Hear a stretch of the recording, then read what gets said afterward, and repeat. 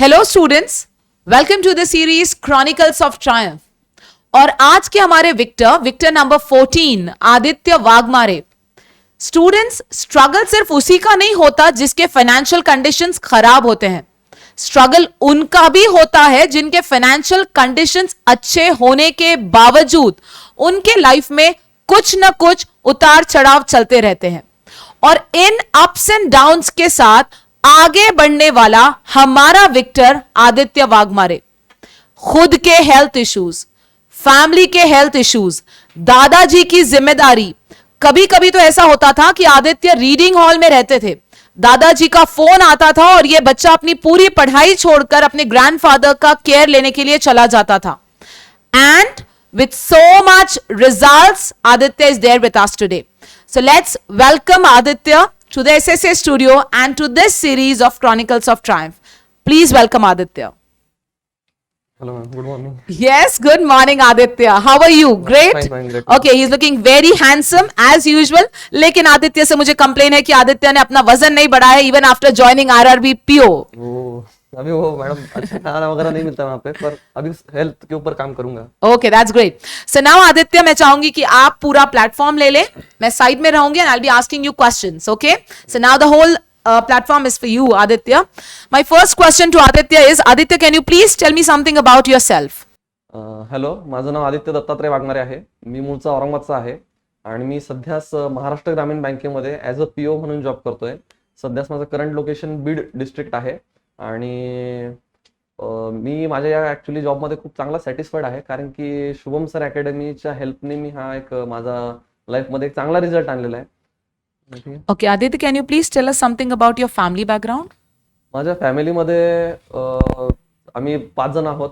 माझे आजोबा, माझे वडील ते ISO सर्टिफिकेशनचे लीड ऑडिटर आहेत. माझी आई हाऊसवाईफ आहे. मला एक मोठी बहीण आहे आणि ती डेन्मार्कमध्ये असते आणि मी सगळ्यात लहान मुलगा आहे. Okay.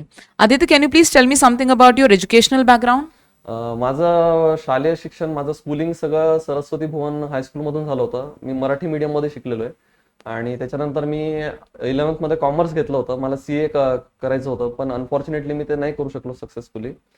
नंतर मी 2015 मध्ये मी माझं ग्रॅज्युएशन BCom देवगिरी कॉलेजमधून कंप्लीट केलं.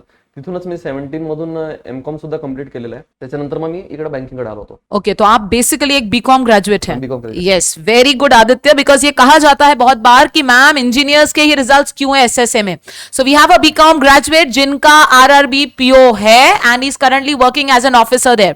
Okay Aditya, my next question to you is, dear, can you tell me something about why banking? क्यों लिया आपने बैंकिंग आदित्य? मी फर्स्ट CA ट्राय केलं होतं. CA मध्ये मी CPT क्लिअर केली होती. CPT is common proficiency test. ती एंट्रन्स एक्झाम असते CA साठी. ती मी क्रॅक केली होती. IPCC मध्ये मला 2दा फेल्युअर्स आले होते, पण नंतर मी थोडासा टाइम हे होत होता की एज पण वाढतंय, आपल्याला काहीतरी पुढे करिअर पण बिल्डअप करायचंय, CA मध्ये खूप जास्त टाइम जाईल. त्याच्यानंतर मग मी MBA साठी प्रिपरेशन केलं होतं. MBA मध्ये मी कॅट दिली होती. माझं पर्सेंटेज एवढं चांगलं नव्हतं आलेलं.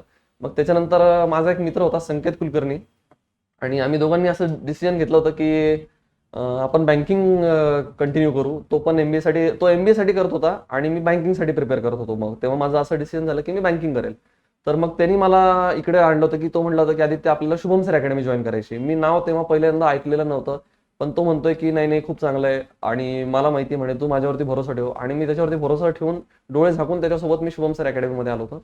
आणि एकदम सिंपल रिझन होतं बँकिंग सिलेक्ट करायचं की मी पहिले 2 फेल्युअर्स बघितले होते आणि कुठेतरी आता काहीतरी चांगलं करून दाखवणं होतं, त्यामुळे मी बँकिंग सिलेक्ट केलं होतं. ओके, तो आपको SSA में लाया किसने आदित्य? माझा एक फ्रेंड आहे संकेत कुलकर्णी. त्याची इच्छा आहे की त्यांनी MBA करायचं होतं आणि तो MBA साठी शुभम सर अकॅडमीमध्ये येणार होता. आणि त्याला जेव्हा असं कळलं की मी बँकिंग करणार आहे, तर तो मला म्हणलं की आदित्य तू माझ्यासोबत चल, खूप छान क्लासेस आहेत आणि तू फक्त माझ्यावर विश्वास ठेव म्हणे की मी तुला चुकीच्या ठिकाणी नेणार नाही. आणि म्हणून मी शुभम सर अकॅडमीमध्ये आलो होतो. बाकी काही म्हणजे असं मी सगळ्यात मोठं पहिलं थँक्यू करतो संकेत कुलकर्णीला की ज्यांनी मला पहिल्यांदा SSA मध्ये आणलं. ओके आदित्य, आपके कितने रिजल्ट्स नहीं आए? बच्चा, आपके हाथ में पेपर है, आप लिस्ट बता सकते हो कौन से रिजल्ट्स नहीं आए? मी ऍक्च्युअली लिस्ट केलेली नाहीये, पण मी तुम्हाला सांगू शकतो ओरली. SBI क्लर्क माझा 2 वेळेस नाही आलेला. SBI PO माझा 2 वेळेस नाही आलेला. IBPS PO माझा 2 वेळेस नाही आलेला. IBPS क्लर्क माझा 1 वेळेस नाही आलेला.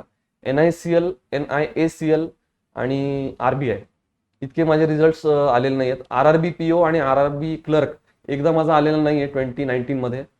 आपने एसएसए या आपकी पढ़ाई कब स्टार्ट की बच्चा? मी माझं SSA मध्ये बँकिंगचं प्रिपरेशन 2018 ऍक्च्युली जानेवारीमध्ये प्रॉपरली सुरू केलं होतं. पण 2017 डिसेंबर एंडला मी आलो होतो लेट 17 मध्ये. तेव्हा माझ्या सिस्टरचं लग्न होतं. मग तेव्हा थोडेसे घरच्या जिम्मेदारी असतात. मग त्याच्यामध्ये माझा प्रॉपरली टाइम अभ्यासामध्ये नाही मी युटिलाइज करू शकलो. म्हणून मी असं म्हणतो की मी 2018 जानेवारी पासून प्रिपरेशन सुरू केलं. ओके, और आपके रिजल्ट्स सक्सेसफुल कौन से रहे आदित्य? माझा RRB PO आलेला आहे सध्या, मी जिकडे करंटली जॉब करतोय. आणि माझा एक ॲटमाचं चांगला पर्सेंटाईल आलं होतं, मला 95% होतं. Okay, very good. आदित्य, अभी मैं चाहूंगी कि आप कुछ ऐसी चीजें शेयर करें एसएसए के, स्पेशली फातिमा मैम को लेकर. जब आप होमवर्क नहीं करते थे तो आपके साथ क्या किया गया है? मी नवीन आम्ही बॅच मध्ये जॉईन झालो होतो आणि आम्ही ज्यांनी कोणी क्लासरूम पाहिलेली आहे, आम्ही बाल्कनीत बसायचो अभ्यासाला. आणि GST मॅडम रोज प्रिपेअर करून आम्हाला सांगायच्या. तेव्हा मी लोकमत टाइम्स मधून प्रिपेअर करायचो. द हिंदूची माझी अजून तेवढी इंग्लिश सुधारलेली नव्हती. आणि मॅडम म्हणायचे की तुम्ही रोज GST बनवून आणा. आणि एक दिवशी मी असं टाळाटाळ केली आणि मी GST नाही बनवलं. तर मॅडमनी एकदा क्लास आपल्यावरती सगळ्यांना उभं केलं की कोणी कोणी GST नाही बनवलेलं. तर मग आम्ही हात वरती केले, कारण की मॅडम बुक चेक करत होत्या. त्यामुळे काही सांगून चालणार नव्हतं असं. आणि मॅडमनी एकदा हात वरती केल्यावरती मग मॅडम म्हणलं होतं की you have to leave the class. तुमची ही शिक्षा आहे की तुम्ही क्लास सोडून जा.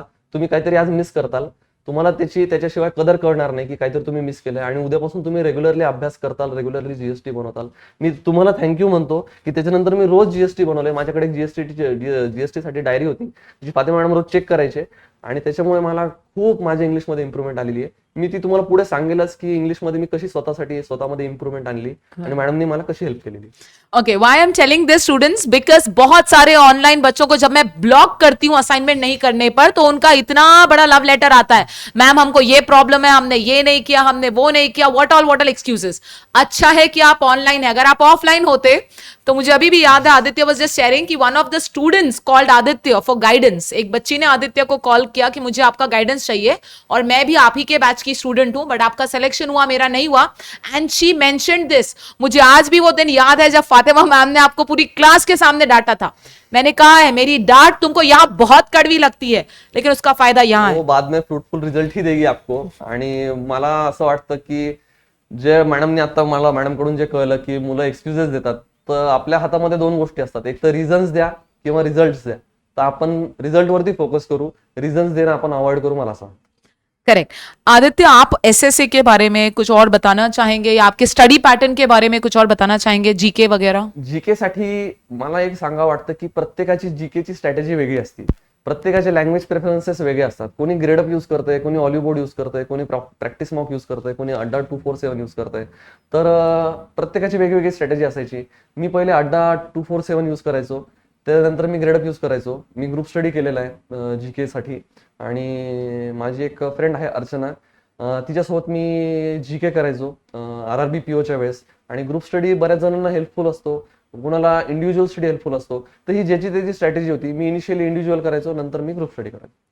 Okay, Aditya, can you tell me the most depressive moment of your life? एकदा माझा IBPS प्री माझा फर्स्ट टाइम आला होता रिझल्ट, आणि सेकंड इयरला माझा IBPS PO प्री रिझल्ट नव्हता आला. तर मी तेव्हा थोडंसं पॅनिक झालो होतो. पण डिप्रेस वगैरे होण्यासारखं मला असं वाटत नाही की काही आहे.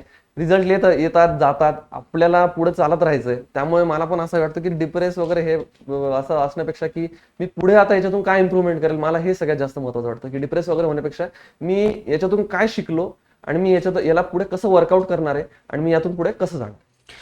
आदित्य, मोस्ट मोटिवेटिंग मोमेंट क्या रहा आपकी जिंदगी का? मोटिवेशन असं मुवमेंट वगैरे मला असं वाटत नाही की माझ्या याच्यात काही होता. मोटिवेशन, सेल्फ मोटिवेशन सगळ्यात इम्पॉर्टंट असतं. मोटिवेशनल मुवमेंट इम्पॉर्टंट होता मॅडमचा, फातिमा मॅडमचा वीकली टॉक.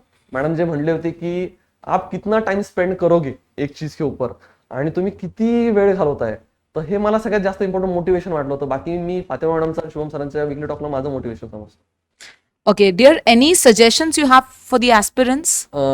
सजेशन एवढेच असतात माझे. एवढे सजेशन आहे, मी बऱ्याच जणांना, मला जेव्हा फोन येतो तेव्हा मी बऱ्याच जणांना सांगत असतो की आपल्या हातात ज्या गोष्टी आहेत, जे की प्रिपेरेशन आहे, आपण त्याच्यावरती फोकस करू. रिझल्ट कसा येणार आहे, पेपर कसा असणार आहे, मागच्या वर्षीचा कट ऑफ इतका होता सर, या वर्षीचा कट ऑफ किती असेल sir.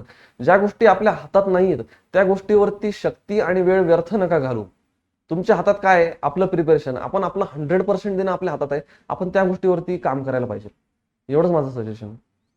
Okay, anything extra that you want to share, dear? कुछ ऐसा है जो आप शेयर करना चाहते हैं? Yes, you can go ahead with your paper. Me actually थोडंसं लिस्ट बनवून आणली होती की मला काय काय बोलायचंय. Please, please go ahead. Actually आम्ही जेव्हा प्रिपरेशन सुरुवात केली होती तेव्हा शुभम सरांनी एक एक्झाम्पल दिलं होतं. चिराग अग्रवाल नावाचा त्यांचा फ्रेंड होता.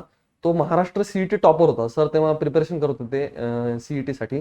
तर चिराग अग्रवालचं असं होतं की सरांनी आम्हाला सांगितलं होतं की तो जेव्हा क्लासला जात होता तो रस्त्यामध्ये पाढे म्हणायचा. तर मग तुम्ही पण तसं करत जा, ते खूप जास्त हेल्पफुल आहे.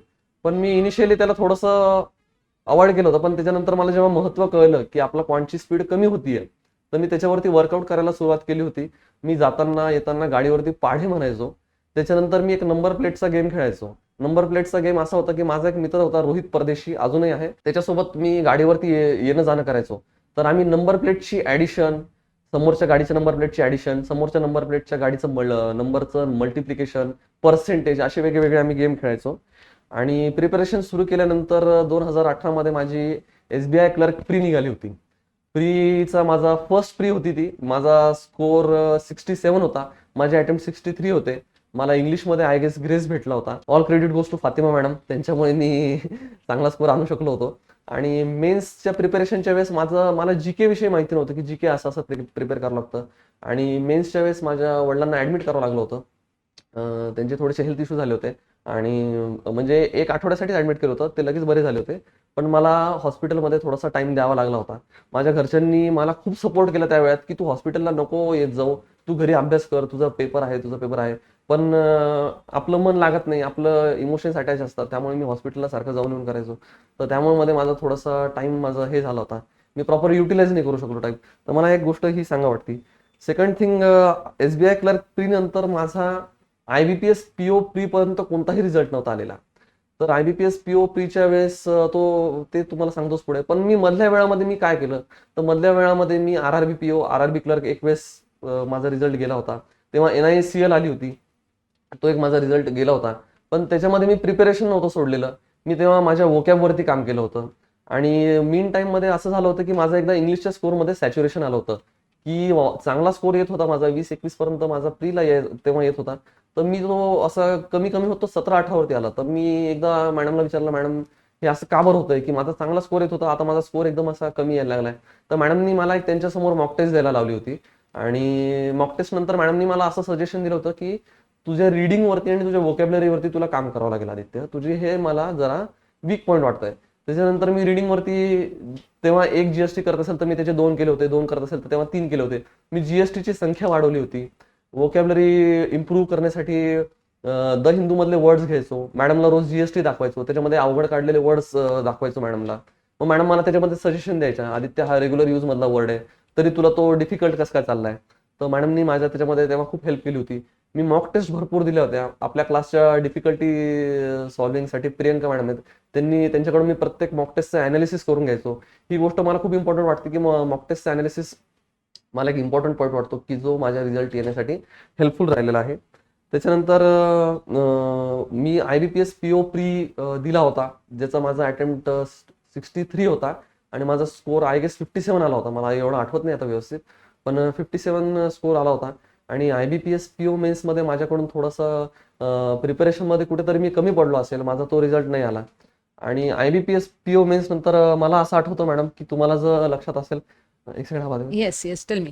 IBPS PO मेन्स नंतर मला असं आठवतं 17 नोव्हेंबरला IBPS PO मेन्स झाली होती माझी. आणि 19 नोव्हेंबरला माझं नी डिसलोकेशन झालं होतं. Right, मला एक that's so ligament true. Injury झाली होती. माझ्या पायाला 21 डेज एक न हलणारा बेल्ट लागला होता. आणि तेव्हा IBPS क्लर्क आला होता. मी मॅडमला माझं सगळी ट्रीटमेंट झाली. मी ते बेल्ट वगैरे लावून मला हॉस्पिटलमधून घरी आणल्यावरती मी मॅडमला फोन लावला, मॅडम माझं असं असं झालेलं आहे. मॅडम एक सेकंड शॉक झाल्या की याला काय आन्सर देऊ. पण मॅडम म्हणे की तुझ्याकडून होतंय तेवढं प्रिपरेशन करत राहा. तसा पायाची इंजुरी असताना मला बेड रेस्ट सांगितली होती. आणि तसं असताना मी IBPS क्लर्क प्री पास झालो होतो. माझा स्कोर आठवत नाही मला, पण मी आयबीपीएस क्लर्क मेन्ससाठी त्या नी इंजुरी असतानाच मी प्रिपरेशन करत होतो. मला फिजिओथेरपीसाठी जावं लागायचं, कारण की 21 दिवस कंप्लीट झाल्यानंतर माझा पायाचा बेल्ट काढला होता आणि 21 दिवस पाय सलग एका पोझिशन मध्ये राहिल्यावरती त्या पायाला मोमेंट नव्हत्या उरलेल्या. राईट राईट तर राईट. मुवमेंट आणण्यासाठी मला फिजिओथेरपी सुरू केली होती आणि फिजिओथेरपीमध्ये मला आठवतं ते डॉक्टर मला फिजिओथेरपी द्यायचे आणि त्यावेळेस मी आयबीपीएस क्लर्क मेन्ससाठी जीके प्रिपरेशन करायचो. right. मी तिथे माझे नोट्स न्यायचो क्लिनिकमध्ये. आई स्टिल रिमेंबर कि आदित्य के फर्स्ट टाइम मैं घर पे तभी गई थी जब आदित्य को देखने के लिए he was unable to move. That was the first time I went to his place, met his mother there and then I just saw कि ये बच्चा इतनी पेन में था. एंड लेटर ऑन ऑल्सो भी वो फर्स्ट फ्लोर एसएसए का lecture hall चढ़ता था, उसी तरीके से अपने पैर को लिफ्ट करके he used to come for the mock sessions of English by lifting his leg in the same way with that painful leg. After a period of almost 20-25 days, he came back to the classes. This is struggle. This is the struggle of physical pain. This is a struggle of physical pain. Students, हमने कहा है ना कि हमने अश्विनी की कहानी सुनी है लास्ट विक्टर में. अश्विनी को बैंकिंग करना था क्योंकि अश्विनी के पास कोई ऑप्शन ही नहीं था. She had no choice. But look at Aditya. Aditya का एग्जाम्पल बिल्कुल ऑपोजिट है. आदित्य के पास तो चॉइसेस थे. इतना फाइनेंशियली साउंड फैमिली बैकग्राउंड होने के बाद आदित्य के डैड तो आदित्य को कोई भी बड़ा बिजनेस डाल के दे सकते थे. But what he chose that he will stand by his own self. He did that. Hats off Aditya. Yes, please continue. आणि मी तेव्हा माझी नी इंजुरी झालेली. नी इंजुरी मधून मी थोडं रिकवर व्हायला लागलो आणि मला एक इमोशनल धक्का बसला. माझी सख्खी आत्या एक्सपायर झाली आणि तेव्हा आयबीपीएस क्लर्क मेन्स मी नुकता दिला होता आणि त्याच्यानंतर तो एक इमोशनल मला धक्का बसला आणि त्याच्यानंतर परत मी प्रिपरेशन सुरू केलं. आयबीपीएस क्लर्क मेन्स झालेली आहे, दुसरी एक्झाम अजून कोणती आलेली नाहीये. प्रिपरेशन माझं रेग्युलर चालू होतं आणि 1 एप्रिलला मला परत एक मोठा धक्का बसला. माझा आयबीपीएस क्लर्क मेन्सचा सुद्धा रिझल्ट आलेला नव्हता. मी 2 एप्रिलला मॅडमकडे गेलो. मॅडमला म्हणलो, मॅडमने विचारलं, आदित्य आपका रिजल्ट क्या आया? म्हणलं, मॅडम रिजल्ट नहीं आया मेरा. मैंने आपका कैसा नहीं आया रिजल्ट? म्हणलं, वो पता नहीं. म्हणलं, मैडम मैंने मेरी तरफ से 100% दिया था पर मेरा रिजल्ट नहीं आया. तो मॅडमनी मला फक्त एवढं सांगितलं की fasten your seat belt, journey अभी बाकी है. और फिर मग मी मॅडमकडून एक्झाम परत अभ्यासाची स्ट्रॅटेजी घेतली की मॅडम आता कसं प्रिपरेशन करू, अपकमिंग एक्झाम कोणत्या आहेत. मॅडमकडून मी तेव्हा समजून घेतलं. मॅडमनी मला स्ट्रॅटेजी दिली की तुम्ही 12 घंटे दिवसातून तुम्ही लायब्ररीमध्ये बसताल. मॅडमनी एक मला शेड्यूल बनवून दिलं होतं जे की माझ्याकडून 100% फॉलो व्हायचं नाही, कारण की माझ्या घरच्या मला थोड्याशा जिम्मेदाऱ्या आहेत. मला फोन आल्यावरती मला कधी कधी लायब्ररीमधून उठून जावं लागायचं, पण मी होऊ शकेल तेवढं ते फॉलो करण्याचा प्रयत्न करायचो आणि ती स्ट्रॅटेजी मी जेवढी जास्तीत जास्त इम्प्लिमेंट करू शकेल ती तेवढी चांगली इम्प्लिमेंट करायचो. आणि मॅडमचं लास्ट लेक्चर दुपारचं लास्ट बॅचचं असायचं, आय गेस 3:30 वाजता वगैरे असायचं. मग मी मॅडमला तेव्हा सांगायचो, मॅडम मी इंग्लिशचं एवढं केलेलं आहे, आता क्वांटेलर माझं चालू आहे. मैडम सांगायचे, आपने ये क्यों नहीं किया, फिर आपने ये ज्यादा क्यों किया, आपको इतना ही बताया था, आप स्ट्रॅटेजी मत छोडिये. तर मी एक ते केलं होतं. मला एक गोष्ट सांगायला आठवती की केसलेट शुभम सर शिकवत होते आणि मित्रांनी एक पुस्तक दिलं होतं, तर ते पुस्तक त्याला वापस करायचं होतं आणि समोर होतं, त्यामुळे तेव्हा नवीन विकत घ्यावं लागू नये म्हणून मी एका दिवसामध्ये त्या पुस्तकातल्या एकदा सगळ्या केसलेट कम्प्लीट करून टाकल्या होत्या. की मी असं नसतं की तुमच्याकडे जरी तुम्ही फायनान्शियली तुम्ही वेल साऊंड आहात, पण म्हणून प्रत्येक गोष्टीवरती खर्च केलाच गेला पाहिजे असं नाहीये. तुम्ही तुमच्यामध्ये ऍडजस्टमेंट करायला शिका, आहे त्या सोर्सेसमध्ये तुम्ही ऍडजस्ट करायला शिका आणि त्याच्यातून जेवढ्या जास्तीत जास्त फ्रुटफुल गोष्टी बाहेर काढता येतील तेवढं तुम्ही काढायला सुरुवात करा. मला त्याच्यानंतर मी एक आयबीपीएस क्लर्क मेन्सच्या वेळेसची गोष्ट आठवती. मला माझ्या पायाला बेल्ट होता आणि रिव्हर्स सिलॉग मला शिकायचं होतं. माझं रिव्हर्स सिलॉग शिकायचं राहिलं होतं. मी एक दिवशी यश सरांना फोन केला, म्हणलं सर माझं रिव्हर्स सिलॉग राहिलेलं आहे आणि माझ्या पायाला असं झालेलं आहे. तर सर म्हणे की तू काळजी नको करू म्हणे आदित्य, मी संध्याकाळी तुला घरी येऊन शिकून जाईल. आणि मी यश सरांना पण एकदा म्हणजे खरंच मनापासून धन्यवाद देऊ इच्छितो की यश सरांनी मला त्यांच्या बिझी शेड्यूल मधून वेळ काढून घरी येऊन मला एकदा रिव्हर्स सिलॉग शिकवलेलं आहे. मॅडम एसएससी ची सगळ्यात इम्पॉर्टंट गोष्ट ही आहे की तुम्ही विद्यार्थ्यांचे प्रॉब्लेम सुद्धा समजून घेतात. तुम्ही विद्यार्थ्यांचे प्रॉब्लेम सुद्धा समजून घेतात की तो काहीतरी प्रॉब्लेम मधून जर जात असेल तर त्याच्यावरती तुम्ही सोल्युशन देतात. आणि त्यामुळे मी आपल्या तिन्ही पण फॅकल्टीजचं खूप जास्त मी त्यांना धन्यवाद करतो. डिफिकल्टी सॉल्व्हिंग साठी जे कोणी विद्यार्थी बसायचे तेव्हा विपुल सर होते. विपुल सरांना पण मी धन्यवाद करतो की त्यांनी मला क्वांटेलर मध्ये खूप चांगलं त्यांनी गायडन्स केलेलं आहे. आणि या छोट्या छोट्या पॉईंट्सच माझ्यासाठी गायडन्स होते की ह्याच्यातूनच इम्प्रुव्हमेंट करत चालायची. एकदम इम्प्रुव्हमेंट नसती होत, तुम्हाला छोटे छोटे पॉईंट सुधारावे लागत असतात. त्याच्यातून तुमची इम्प्रुव्हमेंट आपोआप होत जाते. त्याच्यानंतर मला एक ॲटमाचा स्कोर, माझा पर्सेंटाईल मी जसं माझं एक चांगला आलं होतं. त्याच्यानंतर एक MBA कॉलेज पण लागलं होतं. पण नंतर मी असं डिसाईड केलं की नाही, I will go with banking itself. आणि मी बँकिंगसाठी प्रिपरेशन सुरू केलं. आणि 1 एप्रिलला असा रिझल्टचा धक्का लागल्यावरती परत प्रिपरेशन सुरू केलं आणि RRB PO आणि RRB क्लर्कचं नोटिफिकेशन आलं होतं. मॅडमनी मला नोटिफिकेशन आल्यावरती सांगितलं होतं की तुम्ही इंग्लिशचा टाइम सॅक्रिफाईस करणार नाहीत. RRB PO प्रीला जरी क्वांट आणि LRच असले सब्जेक्ट्स, तरी तुम्ही तुमचा इंग्लिशचा टाइम सॅक्रिफाईस नाही करणार. आणि मी त्याच्यावरती खरंच फोकस केलं होतं आणि मी इंग्लिशचा टाइम रिडिंगचा सॅक्रिफाईस केलेला नव्हता. मॉक टेस्ट देताना मॅडम रोज एक 20 मिनिटाची मला मॉक टेस्टचा स्कोर मागायचे. आणि जेव्हा माझं जाणं येणं होत नव्हतं, मॅडम मला व्हॉट्सअपवरती स्कोर मागवत होत्या आणि मॅडम त्याच्यावरती रिप्लाय देत होत्या. हे मला असं वाटतं की ही खूप माझ्यासाठी महत्वाची गोष्ट आहे. मॅडमनी खूप मोठी हेल्प केलेली आहे की जेव्हा मी येऊ शकत नव्हतो किंवा RRB PO साठी जेव्हा मी क्वांट वरती जास्त फोकस करत होतो, तरीही मॅडमनी मला इंग्लिशचं प्रिपरेशन सोडायला लावलं नाही. ही माझ्यासाठी हा एक सगळ्यात मोठा माझ्यासाठी प्लस पॉईंट आहे. ते मी तुम्हाला सांगेल पुढे माझ्यासाठी तो कसा प्लस पॉईंट आहे. RRB POचा प्रीचा अटेम्प्ट माझा होता 55, कट ऑफ लागला होता 56 आणि माझा स्कोर आला होता 56.25. मी 0.25 ने पास झालो होतो. आय गेस 0.25 होता और 0.50 होता, मला एवढा डिफरन्स आठवत नाही. पण मला ग्रेस भेटला होता आणि त्या ग्रेसवरती मी पास झालो होतो. आणि तेव्हा मला एक सेकंद मी असं हे झालो की ग्रेस भेटला म्हणून आपण प्री क्लिअर करू शकलो. मेन्समध्ये आपल्याला प्रिपरेशन खूप स्ट्रॉंग करायचंय. आणि मी तेव्हा ग्रुपमध्ये GK करायचो आणि त्या ग्रुपचं पण मी धन्यवाद म्हणतो की त्यांनी मला GK प्रिपरेशनमध्ये भरपूर हेल्प केलेली आहे. खूप आम्ही चांगलं रिवाईज करायचो, चांगल्या पद्धतीने रिवाईज करायचो. आणि PO मेन्स, जेव्हा RRB PO मेन्स होते तेव्हा मी मेन्ससाठी अशी काही वेगळी स्ट्रॅटेजी नव्हती वापरलेली. मॅडमनी जे सांगितलं होतं तेच प्रिपरेशन केलं होतं. बरेच जण मला विचारतात की सर काय स्ट्रॅटेजी लावली होती, तर मॅडमनी जे सांगितलं होतं ते ऐकलं होतं, ही माझी स्ट्रॅटेजी होती. त्याच्यापेक्षा वेगळी काही स्ट्रॅटेजी लावलेली नाहीये मी. आणि मला RRB POचा माझा स्कोर चांगला आला होता. आमच्या वेळेस कट ऑफ 54.50 होता आउट ऑफ 200 आणि माझा स्कोर 99 होता. मला 44 समथिंग मार्क्सची लीड होती. आणि 99 मध्ये 1/3 स्कोर हा माझा इंग्लिशचा होता. 40 पैकी माझा 37 माझा अटेम्प्ट होता आणि 33 आय गेस माझा स्कोर होता. तर माझ्यासाठी हा खूप सॅटिस्फॅक्टरी स्कोर होता, कारण की त्यांनी मला एकदम चांगलं प्रिपरेशनसाठी मदत केली होती. मला एकदा मॅडम तुम्ही थोडंसं नहीं right Aditya. Now I just want to say one thing about Aditya. आपने देखा आदित्य का RRB PO मेंस में 37 अटेम्प्ट्स थे इंग्लिश में, 33 का स्कोर आया. बट ये एक दिन का स्कोर नहीं है, ये उस समय के स्कोर का कह सकते हो आप रिजल्ट है. जब आदित्य के रिजल्ट्स नहीं आते थे, then also used to study English. He used to prepare for vocabulary. He used to do GST. And definitely he has got so many scoldings from me कि नहीं मैम मैं करूंगा. स्टुडंट्स अगेन ऐसे, तुमच्याकडे जर चॉईस नसेल, तर तुमच्याकडे जर ऑप्शन नसेल, तर करो या मरो वाली सिचुएशन होती है.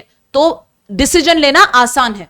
लेकिन अगर तुम्हारे पास इतने सारे चॉइसेस हैं, तुम्हारे पास फाइनेंशियली साउंड बैकग्राउंड है, फिर भी तुमने सही फैसला लिया, अपने आप अपने पैरों पे खड़े होकर अपने फैमिली को यह कर दिखाया कि even individually I can take a decision of becoming an RRB PO officer. Hats off Aditya. And again, yes sir, this has really proved once again कि yes sir ने आदित्य को घर जाके रिवर्स सिलोगिज्म सिखाया है. So I would really appreciate the efforts by yes sir as well as the efforts taken by Aditya. Aditya, I really wish you all the very best for your future. God bless you बच्चों always. And hopefully बहुत सारे ऐसे results और success के साथ आप आगे बढ़ो, यही कामना है.